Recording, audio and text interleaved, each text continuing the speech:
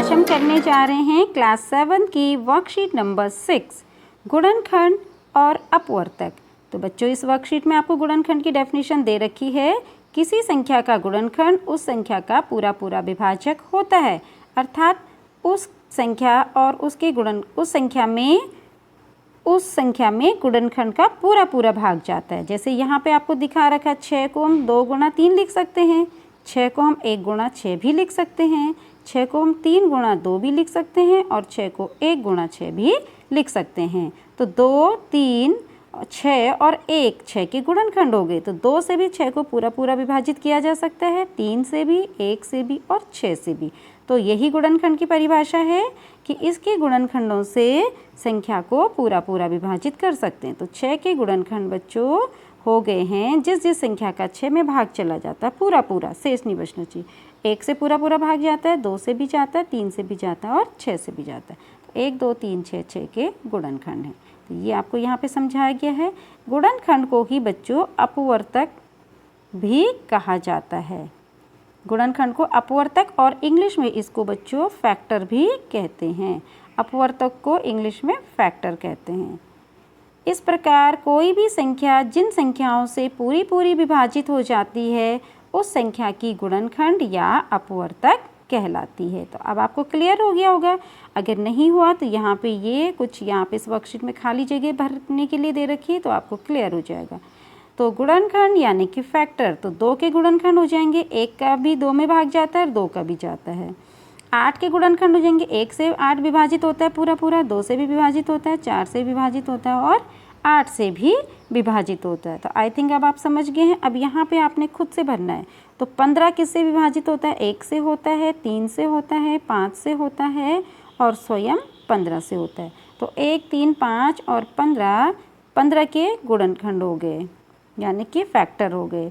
18 के गुणनखंड बच्चों 1 हो जाएगा, 2 हो जाएगा, 3 से 18 में भाग चला जाता है, 6 से भी जाता है, 9 से भी जाता है और स्वयं 18 का भाग भी अपने आप में चला जाता है। तो ये इसके फैक्टर हो गए। 23 का बच्चों 1 और 23 ही हुआ। और 30 के जो फैक्टर्स हैं वो हो जाएंगे, 1 से 30 में भाग जाएगा, 2 में भी जाएगा, 3 से भी जाएगा, 4 से नहीं जाएगा, 5 से भी जाएगा, 6 से भी जाएगा और फिर सीधे 10 से जाएगा, 12 से जाएगा, 15 से जाएगा और स्वयं 30 से जाएगा। तो ये इसके गुणनखंड हो गए हैं। अब इनमें उभयनिष्ठ या सार्व गुणनखंड, तो उभयनिष्ठ या सार्व गुणनखंड हम बच्चों कहते हैं जो सभी में उपस्थित होता है। तो सभी में यहाँ पे सिर्फ 1 उपस्थित है, तो 1 सबका क्या हो जाएगा? सार्व गुणनखंड हो जाएगा। सार्व गुणन को अगले एग्जाम्पल से और क्लियर कर लेते हैं। 10 के गुणनखंड हैं 1, 2 और 10 के गुणनखंड यहाँ पे दिखाई नहीं दे रहा, थोड़ा सा नीचे कर दें। 10 के गुणनखंड हैं 1, 2, 5 और 10। 18 के हैं 1, 2, 3, 6, 9 और 18। अब दोनों में जो कॉमन है, जो दोनों जगह मौजूद है, उपस्थित है, उसको हम कहते हैं सार्व गुणनखंड। सार्व को इंग्लिश में कहते हैं बच्चों कॉमन। कॉमन का मतलब होता है कि जो दोनों जगह है। तो कॉमन फैक्टर गुणनखंड हो गए फैक्टर। तो कॉमन फैक्टर हमारा हो जाएगा 1 दोनों जगह है, 2 भी दोनों जगह, तो कॉमन फैक्टर हो जाएंगे 1 और 2। तो ये इनके आ जाएंगे कॉमन फैक्टर। नेक्स्ट चलते हैं। आप भी इन संख्याओं के सार्व गुणनखंड कीजिए। तो आप यहाँ पे लिखेंगे 15 के गुणनखंड। तो 15 के गुणनखंड हो जाएंगे बच्चों 1, 3, 5 और स्वयं 15।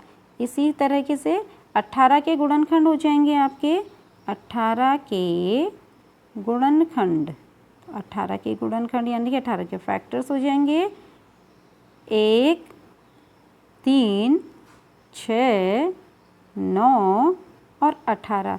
अब दोनों में देखिए कॉमन फैक्टर कौन है? कॉमन का मतलब जो दोनों जगह, उसी को हम हिंदी में कहते हैं सार्व गुणनखंड और इंग्लिश में कहते हैं कॉमन फैक्टर। तो कॉमन फैक्टर आपका आ जाएगा 1 दोनों जगह है, 3 दोनों जगह है और बस। तो कॉमन फैक्टर आपके आ जाएंगे 1 और 3। कॉमन फैक्टर हो गए आपके 1 और 3। अब अगला आप स्वयं कर सकते हैं। 25 के गुणनखंड आप लिख सकते हैं 25 के गुणनखंड। तो 25 के गुणनखंड हो जाएंगे बच्चों 1 से 25 में भाग जाएगा, 5 में से जाएगा और स्वयं 25 से ही 25 में भाग जाएगा। उसके बाद है 10 के गुणनखंड, तो 10 के गुणनखंड हो जाएंगे आपका 1, 2, 5 और 10। उसके बाद आप नीचे लिखेंगे सार्वगुणनखंड, तो सार्वगुणनखंड यानी कि कॉमन फैक्टर। तो कॉमन फैक्टर क्या है बच्चों? दोनों जगह जो उपस्थित है 1 है और 5 है, तो कॉमन फैक्टर इसके 1 और 5 आ गए हैं। इसी तरीके से 5 के आप लिख लीजिए, यहाँ पे आप लिखेंगे 5 के गुणनखंड 1 और 5, यहाँ पे लिखेंगे 15 के गुणनखंड, तो 1, 5 और 15, यहाँ पे आप लिखेंगे 25 के गुणनखंड 1, 5 और 25। अब सार्वगुणनखंड आप देख सकते हैं, जो सभी जगह उपस्थित है वो संख्या क्या है? सार्वगुणनखंड यानी कि कॉमन फैक्टर। ये आपका आ जाएगा 1 और 5, 1 और 5 इसके सार्वगुणनखंड हो गए। इसी तरीके से अगला क्वेश्चन है 50 और 120, तो 50 के गुणनखंड, 50 के गुणनखंड हो जाएंगे बच्चों 1, 2, 5, 10 और 25 और 50। दूसरी संख्या हमको दे रखी है 120, तो 120 के गुणनखंड हो जाएंगे 1, 2, 3, 4, 5, 6, 6 के बाद आ जाएगा आपका 10, फिर आ जाएगा बच्चों 12, 15, 18, 20, 20 के बाद आ जाएगा 30, 30 के बाद आ जाएगा 60 और 60 के बाद आ जाएगा 120। अब देखिए क्या पूछा इनके सार्वगुणनखंड। सार्वगुणनखंड मीन्स जो दोनों में है, 1 दोनों में है, 2 भी दोनों में है, 5 भी दोनों में है, 10 भी दोनों में है और 25 नहीं है, 50 नहीं है। तो इसके सार्वगुणनखंड आ जाएंगे बच्चों 1, 2, 5, 10। हाँ, तो ये इन दोनों के सार्वगुणनखंड हो गए हैं। तो इस तरीके से आप इस क्वेश्चन को करिए सॉल्व। नेक्स्ट देखते हैं, दो संख्याएं जिनमें एक ही सार्वगुणनखंड होता है सह अभाज्य संख्याएं कहलाती हैं, यानी कि ये किसी से नहीं कटती हैं। 3 और 7 इनमें केवल कॉमन फैक्टर 1 आएगा, तो 3 के गुणनखंड 1 और 3, 7 के 1 और 7, तो सार्वगुणनखंड 1। तो जिनमें केवल एक का ही भाग जा रहा है, तो इस तरीके की संख्या को हम को प्राइम नंबर यानी कि सह अभाज्य संख्याएँ कहते हैं। इंग्लिश में बच्चों इसको को प्राइम नंबर कहते हैं। प्राइम माने घमंडी होता है ना, को प्राइम नंबर, तो ये किसी से नहीं कटती हैं। तो आप भी सहभाज्य संख्याएं बताइए। तो आप यहाँ पे आप खुद से भर सकते हैं, 11 और 13 भर सकते हैं, और यहाँ पे आप 5 भर सकते हैं, 9 भर सकते हैं। 5 और 9 में किसी एक के अलावा और किसी भी संख्या का भाग नहीं जाता। ऐसे आप 23 और 17 भर सकते हैं, और 51 और 50 भर सकते हैं। कंसेक्यूटिव नंबर्स भी बच्चों को प्राइम नंबर होते हैं, जैसे 1 और 2, 3 और 4, 5 और 6, 7 और 8, है ना, इनको भी हम को प्राइम नंबर कहते हैं। गुणज और अपवर्त्य, बच्चों गुणज यानी कि अपवर्त्य, जिसको हम सामान्य बोलचाल भाषा में पहाड़ा भी कह सकते हैं। तो पहाड़ा बच्चों 10 तक खत्म हो जाता है, और गुणज या अपवर्त्य 10 के बाद भी 11, 12, 13, 14, 100, 200, 1 लाख, 2 लाख, 5 लाख, 1000 लाख चलता ही रहेगा, कभी ख़त्म नहीं होगा। तो ये थोड़ा सा डिफरेंस होता है गुणज और पहाड़े में, नहीं तो गुणज और पहाड़ा एक ही चीज़ होती है। यहाँ पर इसको डिफाइन किया गया बड़े अच्छे तरीके से। किसी संख्या में प्राकृतिक संख्याओं से गुणा करने पर उस संख्या के विभिन्न गुणज को एक और नाम से जाना जाता है अपवर्त्य, और इंग्लिश में जानते हैं इसको मल्टीपल से। अपवर्त्य प्राप्त होते हैं। एक संख्या का प्रत्येक गुणज उस संख्या से बड़ा या उसके बराबर होता है। पहाड़ा बच्चों अपने से बड़ा होगा या अपने से ही शुरू होगा। तो 3 के गुणज बच्चों 3 का टेबल है, और 3 का टेबल यहाँ 30 पे ख़त्म हो जाएगा, ये 33, 36 चलता रहेगा। 5 के गुणज 5, 10, 15, 20, 25, 30, 35, 40, 45, 50, 50 के आगे 55, फिर 5 5 जोड़ते रहो, 60, 65, 70, 75, 80, 85, 90, 95, इस तरीके से अनंत तक ये पहाड़ा आपका चलता रहेगा। अच्छा, अब इसमें देखिए उभयनिष्ठ गुणज को सार्वगुणज कहते हैं। उभयनिष्ठ का मतलब बच्चों जो दोनों जगह शामिल हो गया, उभयनिष्ठ कॉमन, जो इसमें भी है और इसमें भी है। तो यह जैसे 3 और 5 में कौन कौन कॉमन है बच्चों? 3 और 5 में 15 यहाँ पे क्या है, कॉमन है। इसके बाद भी आगे आते रहेंगे 15, फिर यहाँ पे 3 के गुणज में यहाँ कहीं 30 भी आएगा और 5 के गुणज में भी कहीं 30 आएगा। 3 के पहाड़े में भी 30 आएगा, 5 के पहाड़े में भी 30 आएगा। ऐसे 60 भी आएगा, 3 के पहाड़े में भी आएगा, 5 के पहाड़े में भी आएगा। तो ये 30, 60, 15, 45 ये सब बच्चों इनके उभयनिष्ठ गुणज हो जाएंगे, कॉमन मल्टीपल हो जाएंगे। तो अब यहाँ पर देखिए बच्चों, मल्टीपल और फैक्टर बिल्कुल अलग चीज़ है। मल्टीपल पहाड़ा होता है और फैक्टर उसका गुणनखंड होता है। अब यहाँ पर इसको भरिए, 1 के गुणज 1 का पहाड़ा, 8 के गुणज 8 का पहाड़ा। ऐसी तरीके से आप यहाँ पे 12 का पहाड़ा लिख सकते हैं। 12 दूनी 24, 36, 48, फिर आ जाएगा यहाँ पे 60। इसी तरीके से आगे चलते रहिए। 18 के गुणज में आप 18 का पहाड़ा लिखिए। 18 एकम 18, 18 से ही शुरू होगा बेटा। 18 दूनी 36, 54, 72, 90, इस तरीके से टेबल चलती रहेगी। 25 का क्या हो जाएगा गुणज, 25 के गुणज हो जाएंगे बच्चों 25 से ही शुरू होगा। 25, 50, 75, 25 चौको 100, 125, इस तरीके से ये आगे चलते रहेंगे। तो ये आपने इस तरीके से टेबल भर देनी है। अब यहाँ पे नेक्स्ट क्वेश्चन आया है 3, 5 और 6 के सार्व गुणज ज्ञात कीजिए। तो पहले आप यहाँ पे 3 का पहाड़ा लिखेंगे, फिर 5 का लिखेंगे, फिर 6 का लिखेंगे, फिर देखेंगे उन दोनों में कॉमन कौन है। तो इसको आप खुद करिए। 3 और 6 के सभी गुणज ज्ञात कीजिए जो 50 से कम हो। तो आप 3 का भी पहाड़ा लिखेंगे 50 से कम, 50 से ऊपर नहीं जाना। 6 का भी लिखेंगे, इसको मैं बता देती हूँ आपको। तो 3 के गुणज क्या हो जाएंगे, 3, 6, 9, 12, 15, 18, 21, 24, फिर आ जाएगा 27, फिर आ जाएगा 30, 33, 36, 39, 42, 45, 48, बस 48 के बाद तो 50 से ऊपर चला जाएगा।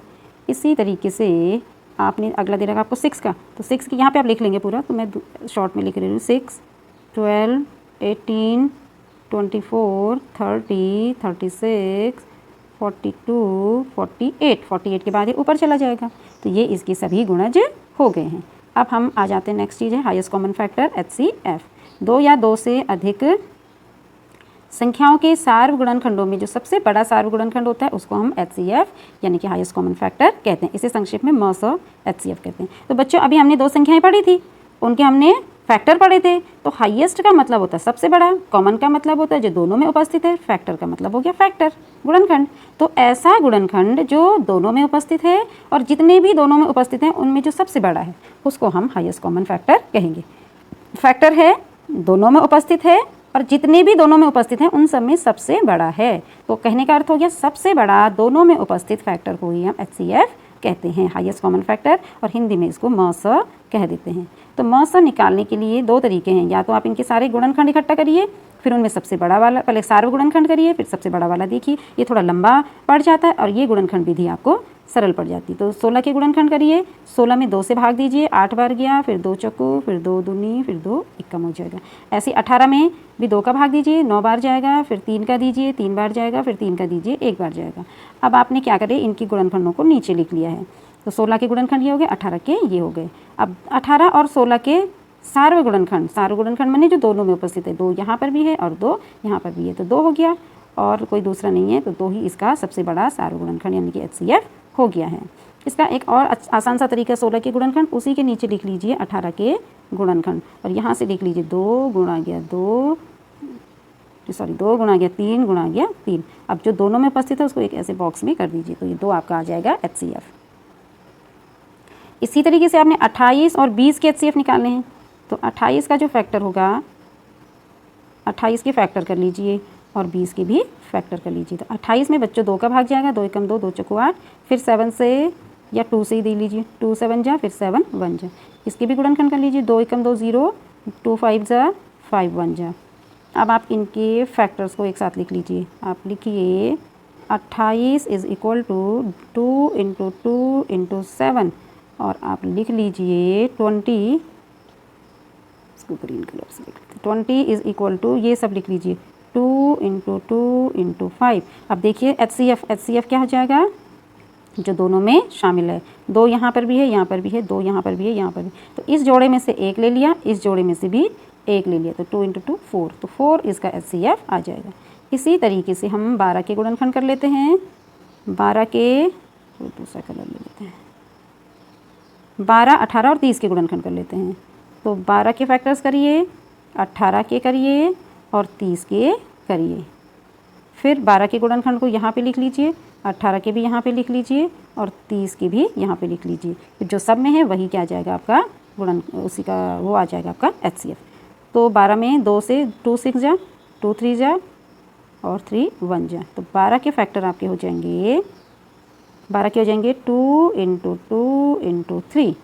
फिर ऐसे 18 के कर लीजिए, 2 9 टाइम्स 3 3 3 1। तो 18 को लिख लेंगे हम 2 × अब 3 को 3 के पीछे लिख लीजिए और यहाँ पे 3 लिख लीजिए। इसी तरीके 30 के कर लीजिए, 2 से 15 टाइम्स, 3 5 जा एंड 5 1 जा। तो 30 के फैक्टर्स हो जाएंगे हमारे, 30 के हो जाएंगे हमारे 2 × 3 × 5। अब हम निकालेंगे इनका HCF। तो HCF का मतलब है जो सब में है, शामिल है।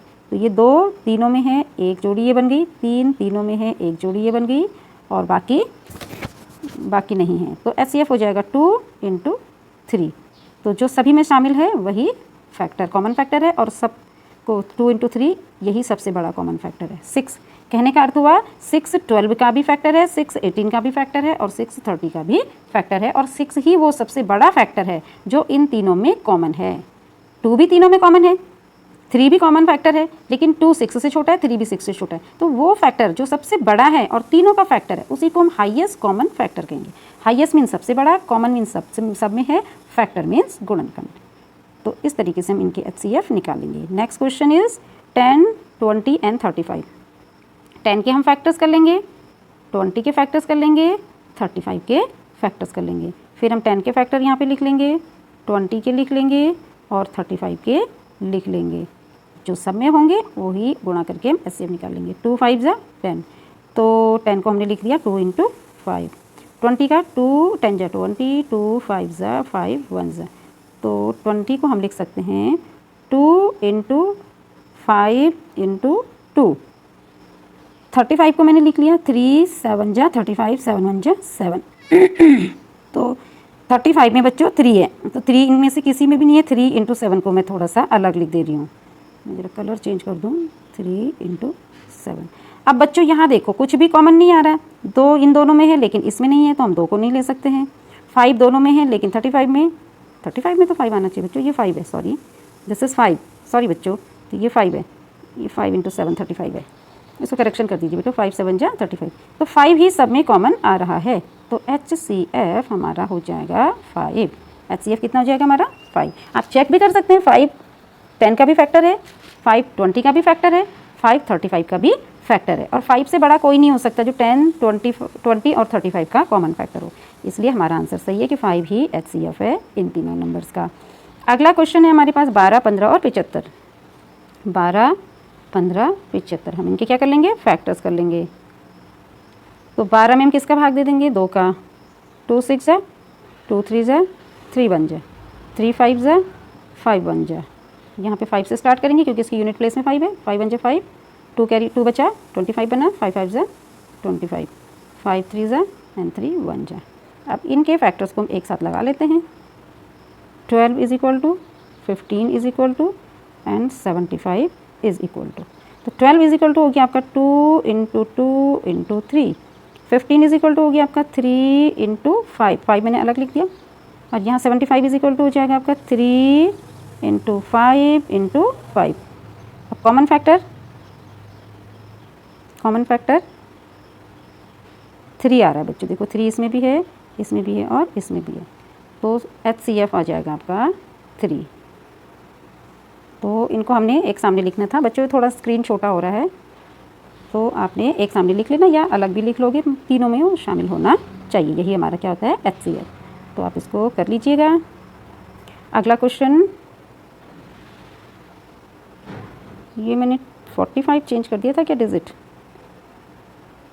मुझे लगता है मैंने ये डिजिट चेंज कर दिया था।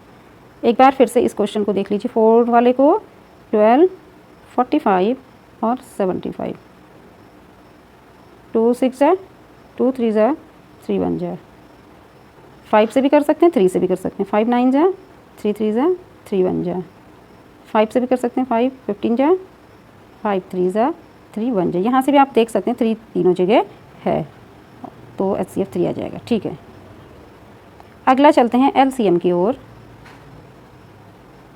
एलसीएम कहते हैं बच्चों लीस्ट कॉमन मल्टीपल, ऐसा पहाड़ा जो सभी में है, कॉमन है और सबसे छोटा है।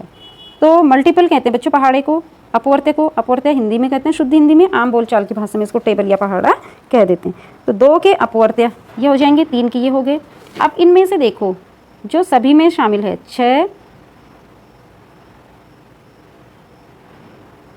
6 बच्चों, यहाँ 2 में भी है और 3 में भी पहाड़ा शामिल है। फिर उसके बाद 2 के पहाड़े में कहीं दूर जाके 30 भी आएगा, यहाँ पे भी 30 आएगा, तो 30 दोनों में शामिल होगा। लेकिन इन सब में छोटा कौन है? 6। तो लीस्ट कॉमन मल्टीपल, सबसे छोटा वाला पहाड़ा जो कॉमन है दोनों जगह, वो आ जाएगा हमारा 6 आ जाएगा। ऐसे तो इसमें 60 भी आएगा, 2 की टेबल में कहीं ना कहीं जाके 60 आएगा, 3 की टेबल में भी आगे जब इसके मल्टीपल हम लिखते जाएंगे तो 60 भी आएगा। तो कॉमन तो 60 भी है, कॉमन 30 भी है और कॉमन 6 भी है, लेकिन सबसे छोटा कौन है बच्चों? 6 है। तो सबसे छोटे वाले पहाड़े को ही हम एलसीएम कहते हैं। तो अब आप इनके एलसीएम ज्ञात कीजिए। तो एलसीएम ज्ञात करने की बच्चों इस तरीके से जो हम पहाड़े लिख लिख के ढूंढेंगे तो हमें बहुत टाइम लगेगा और इसमें मिस्टेक्स भी होने के चांसेस हो जाते हैं। इसलिए इनका शॉर्टकट मेथड होता है कि हम इनके फैक्टर्स कर देते हैं। 12 और 15 के फिर से हम क्या करेंगे? फैक्टर्स करेंगे। 2 6 जा 12, 2 3 जा एंड 3 1 जा। इसी तरीके से 15 के 5 3 जा एंड 3 1 जा। अब हम इन दोनों के फैक्टर्स लिख लेते हैं जैसे हमने HCF के लिए किया था। तो मैं इसको जरा डिलीट करके दोबारा साफ साफ लिख लूँ। तो मैंने यहाँ पे 12 के फैक्टर्स लिखे थे 2 × 2 × 3। 15 के फैक्टर्स लिखे थे 3 × 5।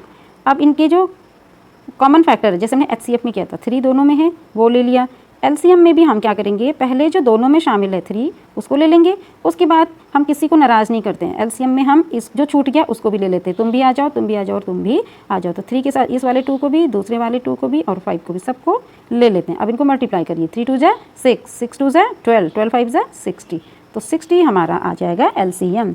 तो बच्चा आप देखिए 60 12 से भी डिवाइड हो जाएगा पूरा पूरा और 15 से भी डिवाइड हो जाएगा पूरा पूरा। तो 60 क्या है? इनका एलसीएम है। आपने देखा होगा जब भी भिन्न के जोड़ करते हैं हम तो हर का एलसीएम लेते हैं। एलसीएम वह संख्या होती है जिसमें उन दोनों संख्याओं का पूरा पूरा भाग चला जाता है। तो यही बस ध्यान में रखना है कि जो सब में शामिल है उसको एक बार ले लेना है, उसके बाद जो छूट गए हैं उनको भी ले लेना है। तो एलसीएम और एचसीएफ में यही डिफरेंस है। एचसीएफ में केवल 3 लेना था, बाकी को हमने सबको छोड़ देना है। लेकिन एलसीएम में 3 एक बार आएगा, उसके बाद ये 2 भी आ जाएगा, ये 2 भी आ जाएगा और ये 5 भी आ जाएगा। तो यही है बच्चों एलसीएम निकालने का फैक्टर वाला मेथड।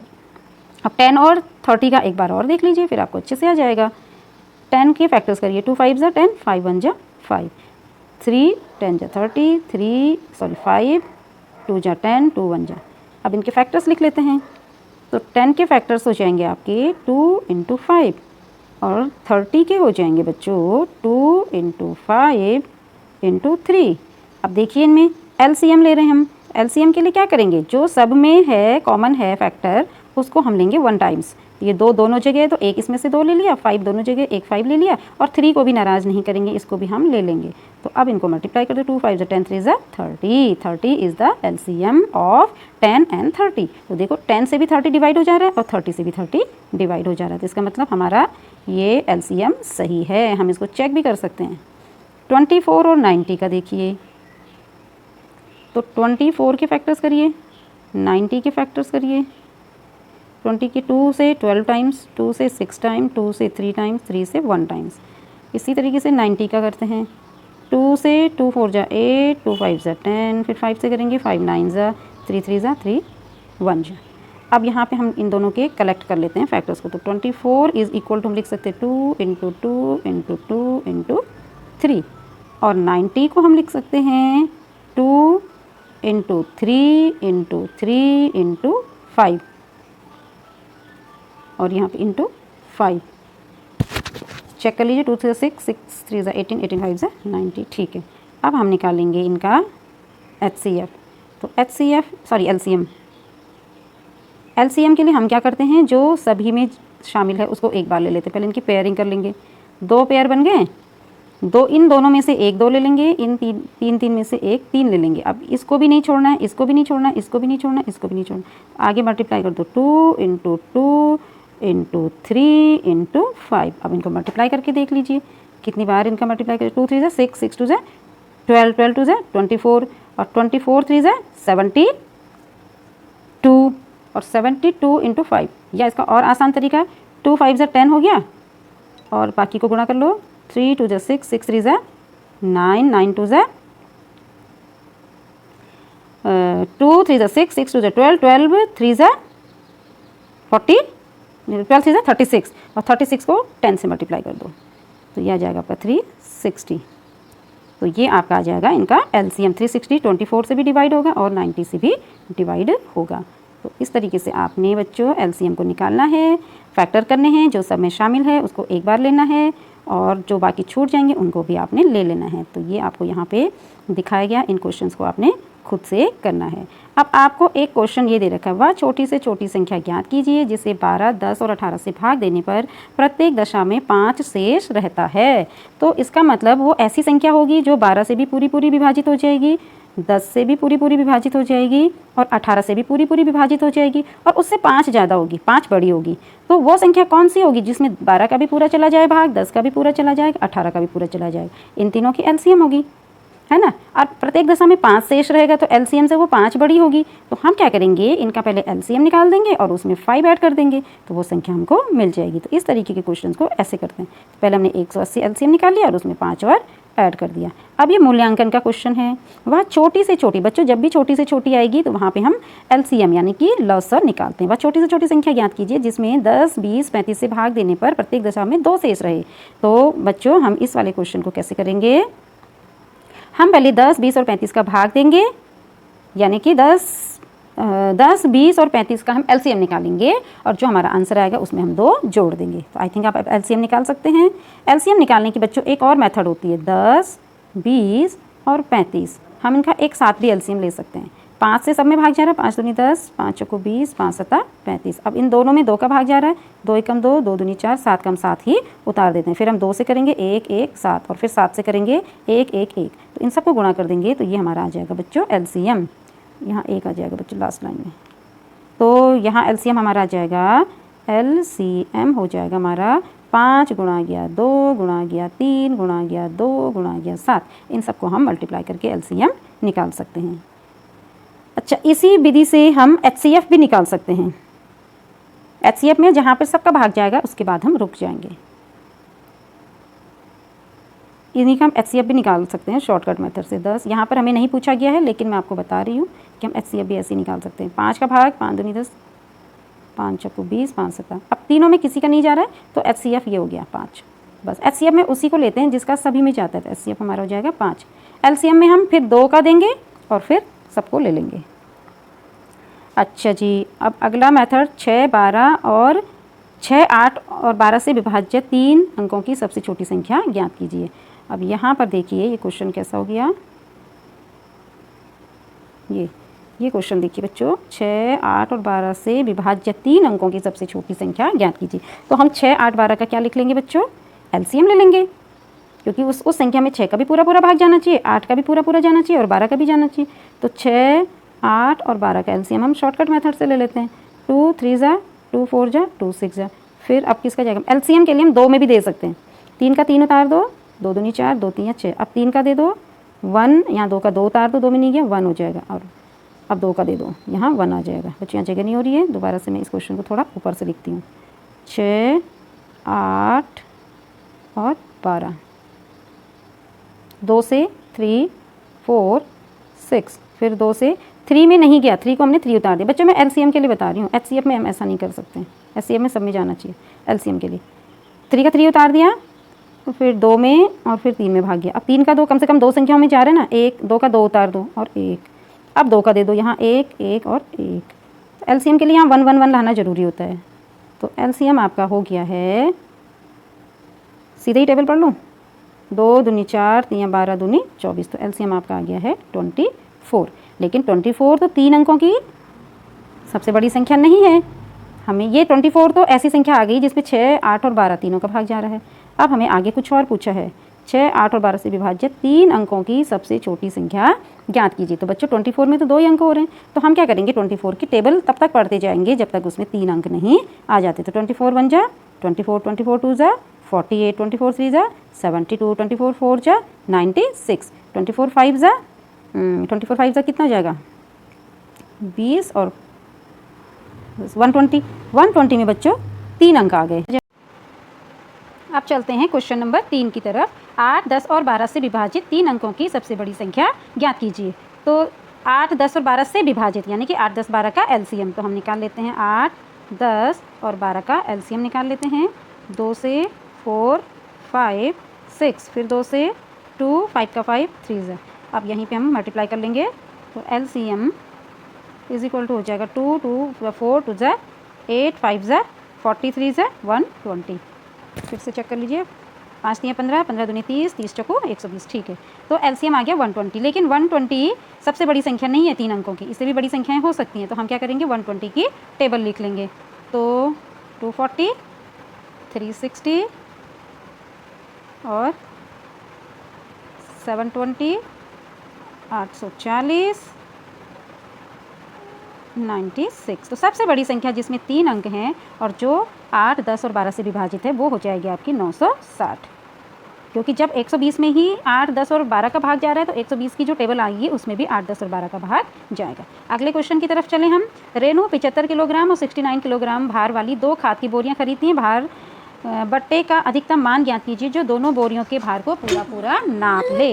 तो पूरा नाप ले का मतलब उसका भाग 75 में भी जाना चाहिए उस संख्या का, और उस संख्या का भाग 69 में भी जाना चाहिए। तो अब आप लोग समझ चुके हैं ऐसी संख्या कौन होगी जिसका भाग 75 में भी और 69 में भी जाएगा। तो वो संख्या हो सकती है इन दोनों का एलसीएम। 3 से इसको डिवाइड करिए, यहाँ जाएगा 3 2 ज़ा 3 3 ज़ा, तो एलसीएम हो जाएगा इसका, सॉरी एचसीएफ, तो एचसीएफ हो जाएगा इसका 3 और 3 ही केवल इसका एचसीएफ होगा, क्योंकि एचसीएफ ही वो संख्या होती है जिसका भाग 75 में भी जाएगा और 69 में भी। तो एचसीएफ इज इक्वल टू आ गया आपका 3, तो वो बट्टा होगा आपका 3 किलो का। अगले क्वेश्चन में चलिए, किसी कमरे की लंबाई चौड़ाई ऊंचाई क्रमशः इतनी इतनी और इतनी है, ऐसा लंबा फीता ज्ञात कीजिए, तीनों को पूरा नाप ले। इसका मतलब फीते की जो भी लंबाई होगी उससे इसको भी हम पूरा डिवाइड कर सकते हैं, इसको भी पूरा डिवाइड कर सकते हैं और इसको भी पूरा डिवाइड कर सकते हैं। तो कहने का तात्पर्य हो गया 825, 675 और 450 का हमने क्या निकालना है, एचसीएफ, क्योंकि वो संख्या ढूंढनी है जो इन तीनों संख्याओं को पूरा विभाजित कर दीजिए। तो इकाई में 5 है तो 5 से ही भाग दे के देखते हैं हम।